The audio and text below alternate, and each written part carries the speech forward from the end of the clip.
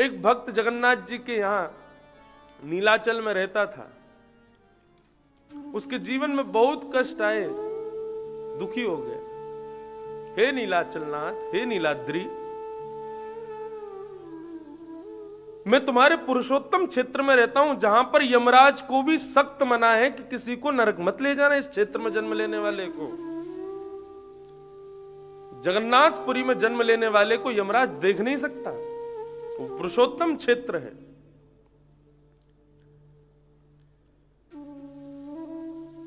लेकिन प्रभु, आपके इस क्षेत्र से भले ही व्यक्ति नरक ना जा सकता हो, लेकिन इस क्षेत्र में रहने वाले लोगों के जीवन में इतने कष्ट आ रहे हैं, तो नरक तो आप यहीं बना देते हो। इस प्रकार से जगन्नाथ जी के सामने कहने लगा। इससे बढ़िया तो हम यमलोक चले जाएं, जितना कष्ट हमको यहां मिल रहा है। श्री जगन्नाथ जी उसके स्वप्न में प्रकट हो गए। बोले, तू रोता क्यों है? कष्टों की वजह से रोता है? तू कष्ट में है तो क्या हुआ, सदा सर्वदा मैं तेरे साथ हूं ना। अरे भाई, ये संसार दुखालय, यहां कष्ट आएंगे ही आएंगे, उनको कोई रोक नहीं सकता। लेकिन फिर भी तुझे लगता है कि तू बहुत कष्ट में है, तू इस कष्ट से निवृत्त होना चाहता है। तो जब कभी भी तुझे कष्ट का अनुभव हो ना, तो उस कष्ट पे सुख की अनुभूति के लिए समुद्र किनारे चल करके देखना, तुझको दो पैर दिखाई देंगे, एक तेरे चरण चिन्ह, एक मेरे चरण चिन्ह। तब ये अनुभव करना कि ठाकुर जी मेरे साथ हैं। और मेरे सन्निधि का अनुभव जब तुझको होगा, तो तुझे कष्ट का अनुभव नहीं होगा। वो भक्त रोज जाता, समुद्र किनारे चल करके देखता, तो जब चलता तो पीछे देखता, तो दो पैरों के चिन्ह, उसके दो पैरों के चिन्ह श्री जगन्नाथ जी के, और वो प्रसन्न हो जाता। इस प्रकार प्रसन्न रहने लगा। रोज जगन्नाथ जी को टेस्ट करने जाता कि मेरे साथ हैं कि नहीं। एक दिन उसके जीवन में बहुत बड़े संकट का पहाड़ गिर पड़ा। अत्यंत दुखित रोता हुआ समुद्र के किनारे पहुंचा, और समुद्र के तट पर जब चल रहा था, तो उसको अनुभव हो रहा था शायद जगन्नाथ जी मेरे साथ नहीं है। पीछे मुड़ करके देखा तो केवल दो चरण चिन्ह दिखाई दे रहे थे। विलखने लगा, रोने लगा, रुदन करने लगा, हे नाथ, हे नीलाद्री, हे नीलाचल, आप भी केवल उसी के साथ रहते हो जो सुख से संपन्न है। दुख से संपन्न व्यक्ति को आप भी छोड़ देते हो। जगन्नाथ जी प्रकट हो गए। क्यों रुदन करता है? बोले, देखो, आज आपके चरण चिन्हों का दर्शन नहीं हो रहा है, केवल मेरे चरण चिन्ह दिखाई दे रहे हैं, आपके चरण चिन्ह नहीं है। इसका मतलब आपने भी मेरा साथ छोड़ दिया आज।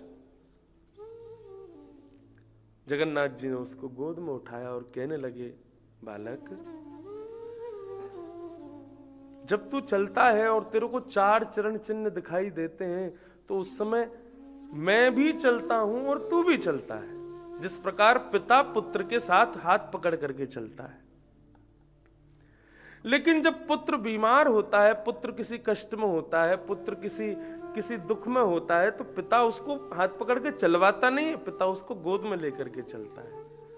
तू बहुत कष्ट में है, तब तुझको दो चरण चिन्ह दिखाई दे रहे हैं। ये दो चरण चिन्ह तेरे नहीं है, ये मेरे हैं। तू तो दुख से है, इसलिए तुझको तो गोद में मैंने उठा रखा है। तू थोड़ी चल रहा है, चल तो मैं रहा।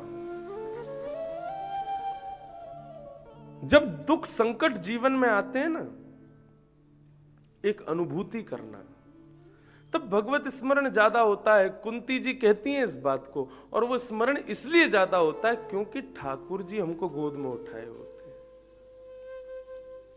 नमे भक्त्या प्रणश्यति, भगवान गीता में कहते हैं, मैं अपने भक्त को पतन होते हुए नहीं देख सकता, अपने भक्त को रुदन करते हुए नहीं देख सकता, अपने भक्त को कष्ट में नहीं देख सकता।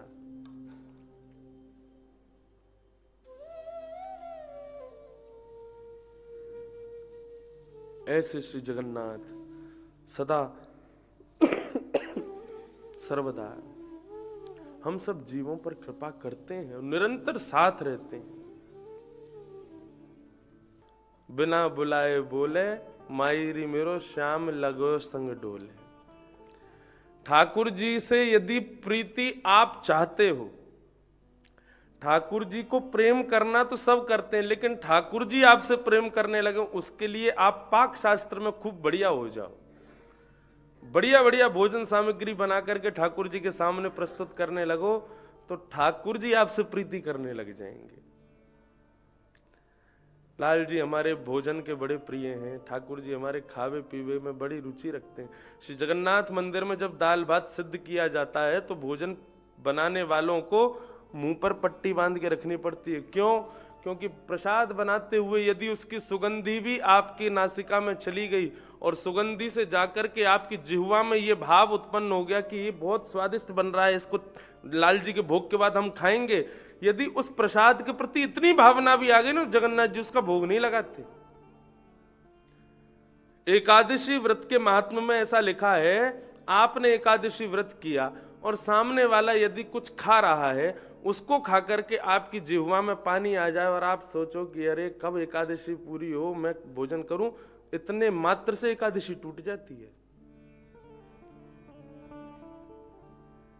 तो ऐसे ही ठाकुर जी का भोग सिद्ध करते समय यदि हमारे मन में भाव आ जाए, देखो कितना स्वाद बना है, और बार बार आप जो है अपने अपने मुखमंडल के सुंदर उस रस को बार बार पीना शुरू कर दो, अरे जल्दी भोग लगे हम पाएं, उसको ठाकुर जी स्वीकार नहीं करते फिर।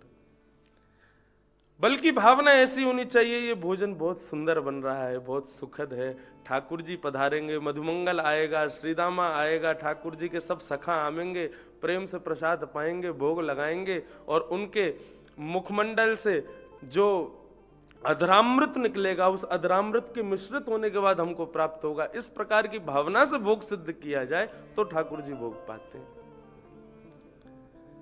तो पाक शास्त्र और गायन शास्त्र, ये दो शास्त्र यदि मानव के बहुत अच्छे हों तो ठाकुर जी रीझ जाते हैं बहुत जल्दी। आप ठाकुर जी से प्रीति करो वो बात अलग है, लेकिन यदि दो भाव आपके यदि मधुर हैं तो ठाकुर जी आपसे प्रीति करने लग जाएंगे। ऐसा एक नहीं अनेक उदाहरण मैंने भक्तों के चरित्र में देखे हैं। गजराज तारो तेने आवने को जावने को, खावने पकावने को मीराबाई तारी है। नरसिंह मेहता को तारू वहीवार सवारने को, वेदन सुनावने को जयदेव तारो है। एक भाव में गाया करता हूं, सुना है तारे हैं तुमने लाखों, हमें जो तारो तो हम भी जान। आपने जितने भी तारे उनसे कोई ना कोई आपका काम बन रहा है। गजेंद्र को क्यों तारा? उसकी सवारी करनी थी आपको। खावने पकावने को मीराबाई तारी है। मेड़ता की मीराबाई, राजस्थानी लोग तो भोजन बहुत अच्छा बनाते हैं, ठाकुर जी ने कि इसको तार दो, बढ़िया वैकुंठ में बढ़िया सब्जी रोटी बना खिलाया करेगी, तार दिया। नरसिंह मेहता को तारो वहीवार सवारने को, इतने लोग दान दक्षिणा देते हैं, भाई कोई एक मुनीम भी होना चाहिए, तो ठाकुर जी नरसिंह मेहता को तार दिया। और वेदन सुनावने को जयदेव तारो है। जयदेव को क्यों तार दिया? बोले वेद सुनाएगा, बढ़िया बढ़िया स्तुति बना बना करके सुनाया करेगा। सबको आपने तारो। रैदास को क्यों तारो? बोले चामड़ा मधावने को, बोले हमारी बढ़िया बढ़िया सुंदर जूती आदि बना दिया करेगा जब कभी भी हम चलने जाया करेंगे। सबको तारा आपने अपनी व्यवस्था के लिए। मैं आपके किसी काम का नहीं, भयंकर आलसी हूं मैं, मुझे तार के दिखाओ तो मैं जानूं कि आप तारणहार हो। हमें जो तारो तो हम भी जाने, हमें जो तारो तो हम भी जाने, सुना है तारे हैं तुमने लाखों, सुना है तारे हैं तुमने लाखों, हमें जो तारो तो हम भी जाने, हमें जो तारो तो हम भी जाने,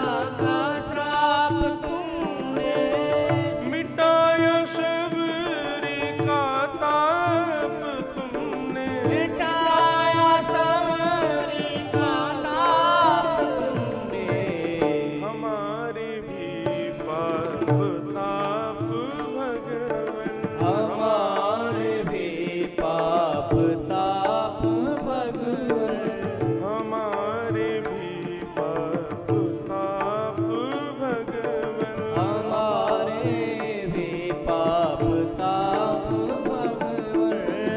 अगर निवारो तो हम भी जाने, अगर निवारो तो हम भी जाने, अगर निवारो तो हम भी जाने, अगर निवारो तो हम भी जाने। सुना है तारे तुमने लाखों, सुना है तारे तुमने लाखों, सुना है तारे तुमने लाखों, सुना है तारे तुमने लाखों। जय जय राधा रमण प्यारो राधा रमण, जय जय राधा रमण, प्यारो राधा रमण, जय जय राधा रमण प्यारो राधा रमण, जय जय राधा रमण, प्यारो राधा रमण, जय जय राधा रमण प्यारो राधा रमण, जय जय राधा रमण, प्यारो राधा रमण, जय जय राधा रमण प्यारो राधा रमण,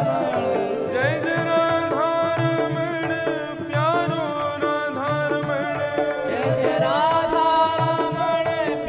प्यारो राधा रमण, जय जय राधा रमण प्यारो राधा रमण, जय जय राधा रमण, प्यारो राधा रमण, जय जय राधा रमण प्यारो राधा रमण, जय जय राधा रमण, प्यारो राधा रमण, जय जय राधा रमण प्यारो राधा रमण, जय जय राधा रमण, प्यारो राधा रमण, जय जय राधा रमण प्यारो राधा रमण, जय राधा रमण, प्यारो राधा रमण, जय जय राधा रमण प्यारो राधा रमण, जय राधा रमण, श्री जगन्नाथ महाप्रभु, जय जय राधा रमण प्यारो राधा रमण,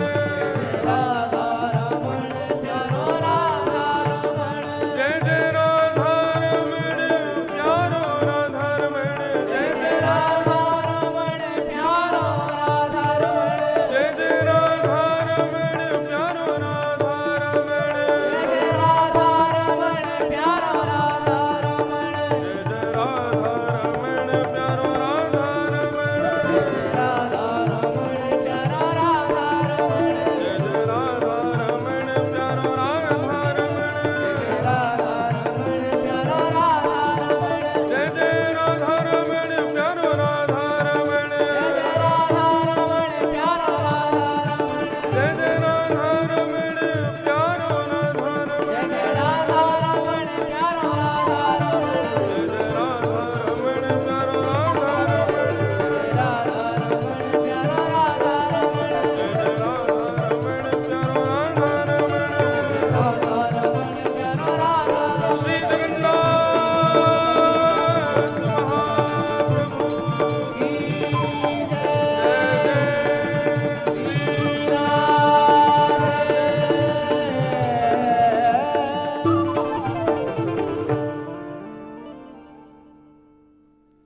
सुना है तारे तुमने लाखों,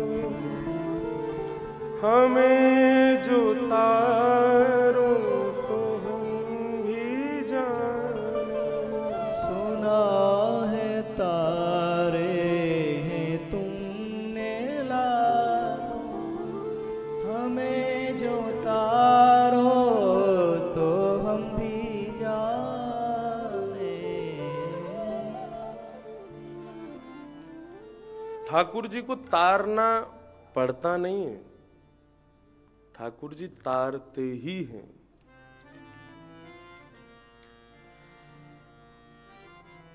इसी वचन के साथ में आचार्य इस पृथ्वी पर पधारे हैं। भगवान ने, बहुत ध्यान से सुनिएगा, भगवान श्रीमन नारायण ने शेषनाग जी को आज्ञा की कि कलिकाल प्रारंभ हुआ है, हमारे रूप का, हमारे विधि का, विधान का, स्वरूप का, हमारे वेदों का, हमारे शास्त्रों का, हमारे नियमों का, सबका अनादर होना शुरू हो गया है। आप आचार्य रूप धारण करके पृथ्वी पर जाइए और जाकर के इन सबको विधि विधान से सत्य स्वरूप का वर्णन कीजिए। शेषनाग बोले हम नहीं जाएंगे। बोले क्यों नहीं जाएंगे? बोले हमको आप भेज तो दोगे, लेकिन फिर आप बहुत ज्यादा नियम कानून देखने लगते हैं फिर लोगों को उद्धार करने में। इसने इतना भजन किया है, इसने ये नियम किया है, उसने वो तपस्या की है, ऐसा किया है, तो ही आप उसको तारते हो, वरना आप उसका मुक्ति का मार्ग बंद रखते हो। श्रीमन नारायण बोले तो फिर आपकी इच्छा क्या है, आप कैसे जाओगे पृथ्वी पर?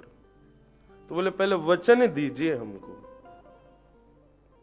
नारायण भगवान बोले क्या वचन चाहिए? बोले पहले हाथ रखो, बोले कि मैं जो मांगूंगा सो दोगे तो जाऊंगा मैं। तो श्रीमन नारायण ने शेषनाग के भुजाओं पर अपना हाथ रखा, बोले बोलो, हम वचन देते हैं जो मांगोगे सो देंगे। शेषनाग ने कहा नारायण दया सिंधो वात्सल्य गुण सागर येनम रक्ष जगन्नाथ बहुजन्मापराधिनम्।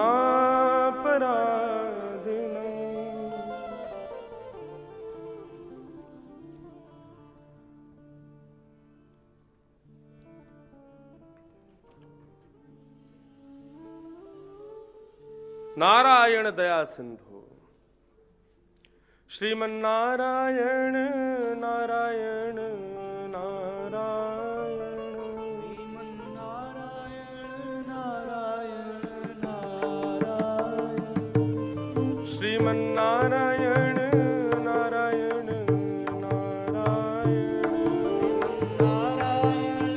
नारायण नारायण भजमन नारायण नारायण नारायण नारायण नारायण। श्री जगन्नाथ महाप्रभु की जय। बहुत ध्यान से सुनिए सब लोग, हमारी जानने योग्य बात है और हमको ये सुन के खुशी होगी, इसलिए जरूर सुनो। शेषनाग भगवान ने हाथ बढ़ाया और नारायण भगवान का हाथ रख के बोला जो मांगूंगा सो दोगे, पहले मुझे वचन दो तब मैं जाऊंगा पृथ्वी पे। नारायण भगवान ने हाथ रख दिया, बोले जो मांगोगे सो दूंगा, लेकिन तुम जाओ पृथ्वी पर। क्या मांगा? नारायण दया सिंधो वात्सल्य गुण सागर येनम रक्ष जगन्नाथ बहुजन्मापराधिनः। हे नारायण, हे दया सिंधु, आप वात्सल्य भाजन हैं, आप वात्सल्य के गुण सागर हैं, सब पर कृपा करते हैं, भक्त वत्सल हैं।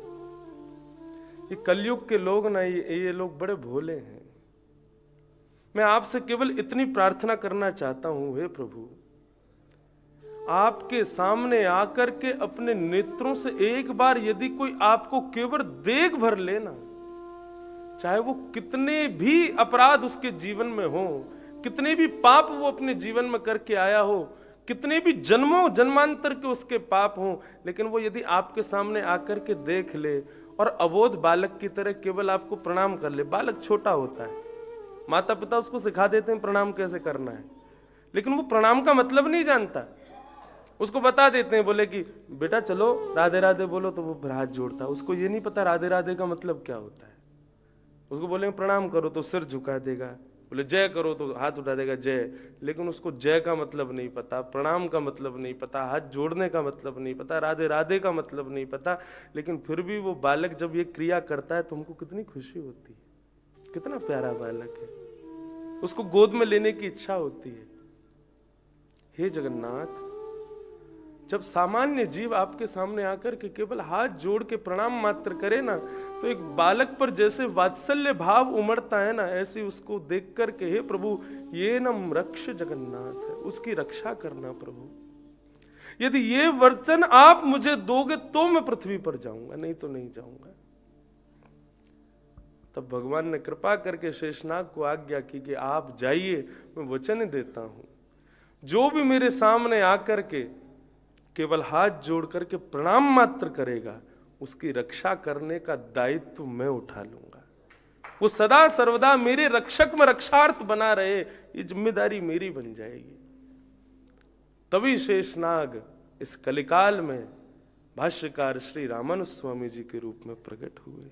भाष्यकार श्री रामानुज स्वामी जी महाराज की